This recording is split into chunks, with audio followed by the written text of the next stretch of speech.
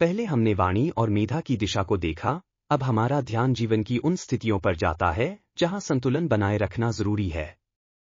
यह थोड़ा अलग विषय है, पर इसका आधार वही है, एक आंतरिक शक्ति।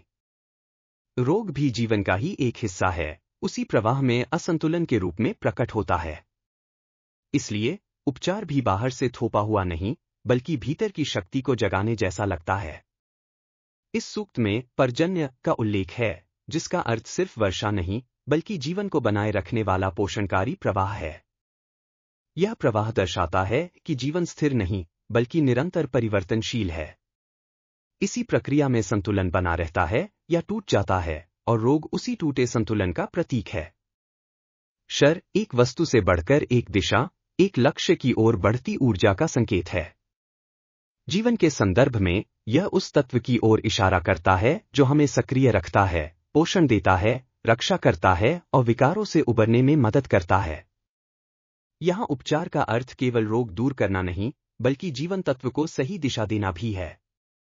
इस दृष्टि से शरीर महज एक ढांचा नहीं, बल्कि एक प्रवाह है जिसमें पोषण और शुद्धि की विभिन्न धाराएं हैं। जब यह प्रवाह संतुलित रहता है, तो शरीर भी संतुलित रहता है, रुकावटें विकार उत्पन्न करती हैं। यह जीवन को एक स्थिर अवस्था के बजाय एक प्रक्रिया के रूप में देखने की व्यापक समझ से जुड़ता है। सूक्त में प्रार्थना है कि शरीर का असंतुलन और अवरोध दूर हों और स्वाभाविक प्रवाह पुनः स्थापित हो। यह केवल शरीर तक सीमित नहीं, बल्कि जीवन के अन्य पहलुओं पर भी लागू होता है। ऐसा लगता है कि जीवन में स्वयं को ठीक करने की क्षमता है, एक आंतरिक व्यवस्था जो संतुलन स्थापित करती है। यह सूक्त रोग से परे जीवन को बनाए रखने वाली क्षमता की ओर संकेत करता है।